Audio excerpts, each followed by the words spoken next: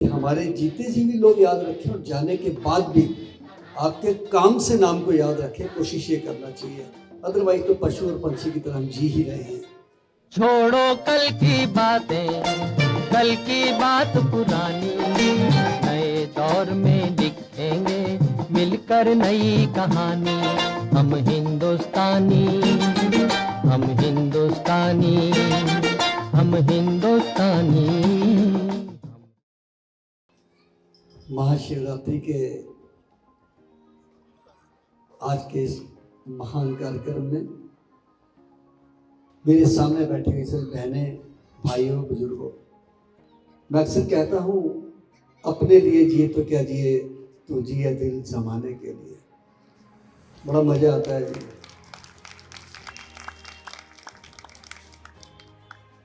पंछी भी अपने लिए करता है, पशु भी अपने लिए करता है। फर्क इतना है कि पंछी और पशु जाने के बाद भी कुछ देकर जाते हैं।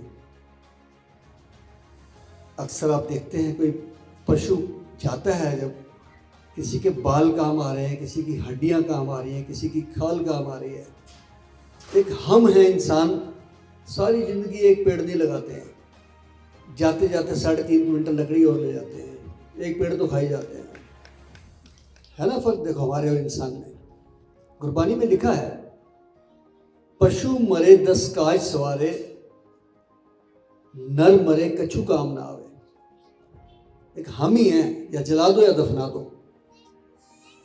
तो जीते जी हमें कुछ ऐसा करके जाना चाहिए कि हमारे जीते जी भी लोग याद रखें और जाने के बाद भी आपके काम से नाम को याद रखें, कोशिश ये करना चाहिए। अदरवाइज तो पशु और पंछी की तरह हम जी ही रहे हैं। एक प्रश्न किया था भाई साहब ने कि घर और मंदिर में क्या फर्क है। मैं इसको थोड़ा सा चेंज करता हूँ। मैं लोगों को कहता हूँ अक्सर कि घर और मकान में क्या फर्क है।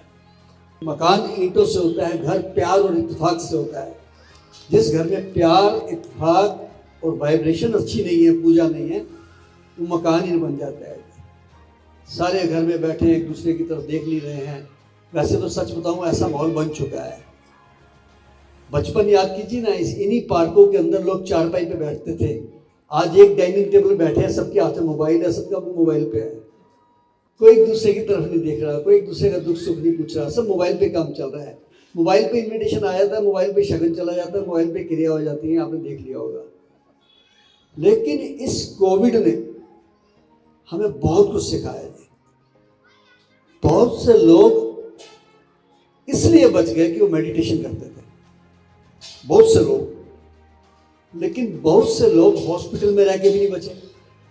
और वो क्यों नहीं बचे, इसका भी कारण है कि वहां पर उनको कोई साधन नहीं मिल रहे थे।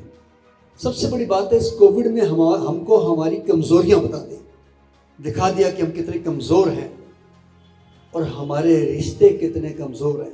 ये भी कोविड ने दिखा दिया। ये बात मैं अक्सर बोलता हूं कि जिनके लिए हम झूठ बोलते हैं, फ्रेब करते हैं, कमाई करके लाते हैं, उनको सब कुछ बना के देते हैं, फिर पढ़ा लिखा के उनको कनाडा, लंदन और अमेरिका भेज देते हैं। माफ करना जो बात कह रहा हूं, उनकी अर्थी पड़ोसियों के कंधों पे जा रही है आजकल।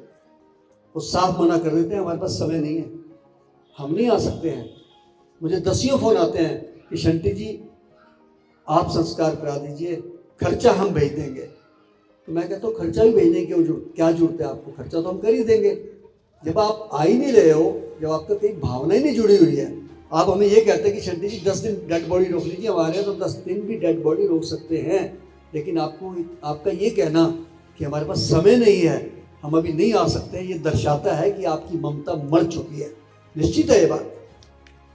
हम भाग्यशाली हैं कि हमारे देश के अंदर सबसे पहले वैक्सीन आई और लाने वाले हमारे प्रधानमंत्री नरेंद्र मोदी जी थे। नहीं तो यहाँ पे तीसरा दौर भी आता, चौथा भी आता, 5वां भी आता और ढेर लगे होते लाशों के। हम बच गए थे उसमें। तो भाई और बहनों, मैं तो यही कहूँगा कि जो इस संस्था ने आपको एक योग का प्रसाद दिया है, ये भी एक प्रसाद है, इसको और बांटिए, इसके ऊपर अमल कीजिए और अपने जीवन को बदलिए। क्योंकि कई बार एक छोटी सी कही हुई बात इंसान के जीवन को बदल देती है। और चूंकि मैं खुद ब्रह्म कुमारी की संस्था से जुड़ा हुआ हूँ, तो मैं तो आपको यही कहूँगा कि इनके साथ रह के, इनके कार्यक्रम में आके आप ये प्रसाद को ग्रहण करें और लोगों को ये फैलाएं। ओम शांति। जीवन के दाता, सांसों के स्वामी, ये नैया की पतवार तुमको है अर्पण।